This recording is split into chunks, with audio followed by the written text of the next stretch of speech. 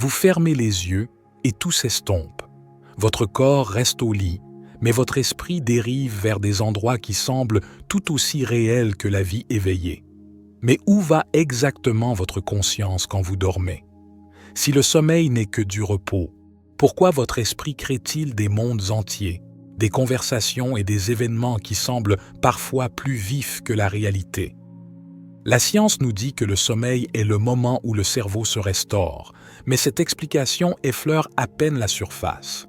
Pourquoi rêvons-nous de choses que nous n'avons jamais vues? Pourquoi certaines personnes ont-elles des expériences hors du corps pendant leur sommeil? Et si le cerveau se repose simplement, pourquoi reste-t-il plus actif la nuit que le jour?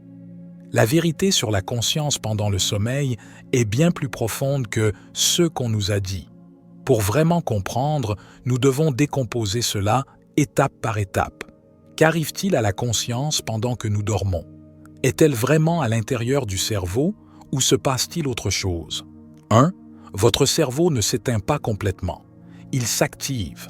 La plupart des gens supposent que le sommeil est un état où le cerveau se repose, mais si vous regardez l'activité cérébrale, quelque chose d'étrange se produit. Pendant le sommeil profond, le cerveau ralentit, mais au moment où vous commencez à rêver, certaines parties du cerveau deviennent tout aussi actives, voire plus actives, que lorsque vous êtes éveillé. Le cortex préfrontal, qui contrôle la logique et la prise de décision, devient moins actif. C'est pourquoi les rêves semblent souvent étranges et imprévisibles. Mais les centres visuels et émotionnels deviennent hyperactifs, créant des images vives et des émotions profondes. Cela soulève une question importante. Si le cerveau est plus actif pendant les rêves, comment le sommeil peut-il être du repos? La vérité est que votre cerveau ne se repose pas comme vous le pensez. Il passe à un mode différent, un mode qui n'est pas concentré sur le monde extérieur, mais sur le traitement interne. Cela pourrait signifier que votre conscience ne s'éteint pas, elle passe simplement à un niveau de conscience différent. 2. Le cerveau produit de la DMT chaque nuit. Il existe un composé psychédélique puissant appelé DMT, diméthyltryptamine. Il est connu pour provoquer des visions intenses et surnaturelles, et on le trouve naturellement dans de nombreuses plantes et même dans le cerveau humain. Ce qui est intéressant, c'est que les scientifiques pensent que le cerveau libère de la DMT chaque nuit lorsque nous entrons en sommeil paradoxal. Cela pourrait expliquer pourquoi les rêves semblent souvent si bizarres, mais profondément significatifs. De nombreuses personnes qui prennent de la DMT synthétique rapportent des expériences similaires aux rêves, voir des paysages étranges, rencontrer des entités ou avoir l'impression qu'on leur montre des vérités cachées. Mais si le cerveau produit naturellement de la DMT, cela signifie-t-il que les rêves sont une forme d'hallucination ou que quelque chose de plus profond se produit? Si la conscience peut être altérée par les substances chimiques du cerveau, cela soulève une question encore plus grande. Sommes-nous vraiment en train de vivre la réalité lorsque nous sommes éveillés ou juste une version filtrée de quelque chose de beaucoup plus grand? 3. Les rêves peuvent prédire l'avenir. Certains rêves sont aléatoires, d'autres sont étrangement précis. Tout au long de l'histoire, des gens ont rapporté avoir rêvé d'événements futurs, parfois jusqu'au moindre détail.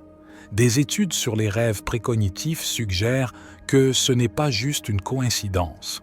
L'un des plus célèbres est celui d'Abraham Lincoln, qui aurait rêvé de son propre assassinat quelques jours avant qu'il ne se produise. Mais les gens ordinaires en font aussi l'expérience. Rêver d'une personne qu'ils n'ont pas vue depuis des années et la croiser ensuite, ou voir un événement dans un rêve qui se déroule plus tard exactement comme ils l'ont vu. Si les rêves ne sont qu'une activité cérébrale aléatoire, pourquoi fournissent-ils parfois des aperçus précis de l'avenir? Se pourrait-il que pendant le sommeil, la conscience sorte du temps, accédant à des informations au-delà de la perception normale? 4. La paralysie du sommeil, un bug dans la conscience.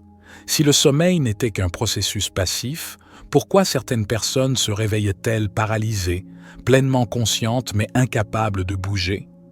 La paralysie du sommeil est l'une des expériences les plus terrifiantes qu'une personne puisse vivre. Être piégé entre le sommeil et l'éveil, souvent avec le sentiment d'une présence invisible dans la pièce. Ce qui est étrange, c'est que des gens du monde entier, indépendamment de leur culture ou de leurs croyances, décrivent avoir vu la même chose, des figures sombres, une pression écrasante sur la poitrine ou le sentiment que quelque chose les observe. Pourquoi des personnes non apparentées auraient-elles les mêmes hallucinations? Une possibilité est que la paralysie du sommeil ne soit pas seulement un dysfonctionnement cérébral.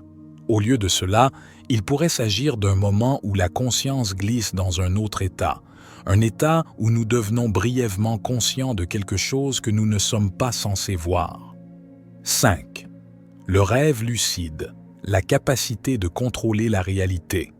La plupart des rêves se produisent sans notre contrôle, mais certaines personnes peuvent se réveiller à l'intérieur de leurs rêves, réalisant qu'elles rêvent et manipulant le monde du rêve comme s'il s'agissait de la vie réelle.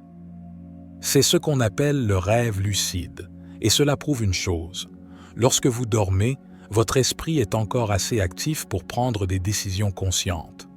Des études montrent que le rêve lucide active le cortex préfrontal, la partie du cerveau responsable de la conscience de soi. Cela signifie que même lorsque vous dormez, une partie de vous reste éveillée. Mais pourquoi cette capacité existe-t-elle? Si rêver n'est qu'une activité cérébrale aléatoire, pourquoi aurions-nous la capacité d'en prendre le contrôle? Certains pensent que le rêve lucide est plus qu'une simple astuce mentale. C'est la preuve que la conscience n'est pas entièrement liée au monde physique. 6. Le temps fonctionne différemment dans les rêves. La plupart des gens ont fait l'expérience de rêves qui semblent durer des heures, même si seulement quelques minutes se sont écoulées dans la vie réelle. Ce n'est pas juste une illusion. Des études scientifiques suggèrent que la perception du temps dans les rêves est fondamentalement différente de la conscience éveillée. Des recherches ont montré que pendant le sommeil paradoxal, le cerveau fonctionne sur une horloge interne différente. Certains rêveurs lucides ont même testé cela en mettant en place des défis où ils comptent ou effectuent des tâches à l'intérieur des rêves, puis comparent cela au temps du monde réel. Les résultats suggèrent qu'une dilatation du temps peut se produire, ce qui signifie que la conscience à l'intérieur des rêves pourrait ne pas être soumise aux mêmes règles que la vie éveillée. Cela soulève une question importante. Si l'esprit peut expérimenter le temps différemment lorsqu'il rêve, cela pourrait-il signifier que la conscience elle-même n'est pas strictement liée à notre réalité physique? Les rêves pourraient-ils être la preuve que le temps, tel que nous le comprenons, n'est qu'une construction mentale plutôt qu'une loi fixe? 7. La théorie du multivers et les réalités oniriques. L'un des aspects les plus étranges du rêve est la vivacité et la cohérence de certains mondes oniriques. Certaines personnes rêvent d'endroits où elles ne sont jamais allées, mais ces endroits ont des détails, une logique et une cohérence. D'autres ont des rêves récurrents des mêmes lieux inconnus, presque comme une vie alternative. Cela s'aligne sur une idée de la physique quantique, la théorie du multivers. La théorie du multivers suggère qu'il existe des versions infinies de la réalité simultanément. Si cela est vrai, le rêve pourrait-il être un moyen pour la conscience de se déplacer momentanément dans des versions alternatives de la réalité? Certains chercheurs pensent que les rêves ne sont pas toujours de la pure imagination, mais plutôt des aperçus de dimensions parallèles. Bien que la science dominante ne l'ait pas prouvé, c'est une idée qui existe dans de nombreuses cultures depuis des siècles. Certaines traditions spirituelles affirment que les rêves permettent aux gens de voyager en dehors de leur existence normale. Que cela soit vrai ou non, la complexité des expériences oniriques suggère qu'elles sont plus qu'une simple activité cérébrale aléatoire. 8. Pourquoi oublions-nous la plupart des rêves? Vous vous réveillez d'un rêve, convaincu que vous vous en souviendrez pour toujours, mais en quelques minutes, il s'estompe, disparaissant comme s'il ne s'était jamais produit. Pourquoi cela arrive-t-il? Si les rêves étaient vraiment insignifiants, Pourquoi le cerveau travaillerait-il si dur pour les effacer? Une explication est que l'hippocampe, la partie du cerveau responsable de la mémoire, fonctionne différemment pendant le sommeil. Il ne stocke pas les expériences de rêve de la même manière qu'il stocke les souvenirs éveillés. Certains chercheurs pensent que c'est parce que les rêves ont une fonction différente. Ils ne sont pas destinés à être stockés comme des expériences normales, mais plutôt à être traités et rejetés. Cependant, une autre perspective suggère que l'oubli des rêves est en fait une forme de protection. Si nous nous souvenions de tous nos rêves en détail, notre sens de la réalité pourrait devenir flou. Le cerveau pourrait être conçu pour filtrer ces expériences afin que nous ne confondions pas la vie onirique avec la vie éveillée. Mais le fait que certains rêves restent gravés en nous pendant des années suggère que certaines expériences vécues dans les rêves pourraient avoir plus d'importance que nous ne le réalisons. 9. Peut-on mourir dans un rêve? Un mythe courant dit que si vous mourrez dans un rêve, vous mourrez dans la vraie vie, mais d'innombrables personnes ont vécu la mort dans leurs rêves et se sont réveillées parfaitement bien. Qu'est-ce que cela dit de la conscience? Certains chercheurs pensent que mourir dans un rêve est la façon dont l'esprit simule un changement extrême. La mort dans un rêve représente souvent une transformation, un profond changement de perception ou la fin de quelque chose de significatif dans le subconscient. Beaucoup de ceux qui font l'expérience de la mort en rêve rapportent se réveiller avec un profond sentiment de clarté ou un changement dans leur vie éveillée. Sur le plan neurologique, le sommeil et la mort ont des similitudes. Dans les deux états, la conscience se sépare de la réalité physique, les fonctions corporelles normales ralentissent et les stimuli externes deviennent insignifiants. Certaines expériences de mort imminente décrivent même des sensations similaires aux rêves: flotter, rencontrer d'autres êtres ou voir des souvenirs passés. Si les rêves sont une forme de déconnexion temporaire de la réalité, ils pourraient être un entraînement de l'esprit pour la déconnexion finale. Que cela soit vrai ou non, il est clair que les rêves sont plus qu'un simple repos. Ils révèlent des aspects cachés de la conscience, déforment le temps et l'espace et se connectent même à des expériences au-delà de la vie elle-même. Ce qu'ils sont vraiment reste inconnu, mais une chose est certaine: le sommeil n'est pas juste du sommeil.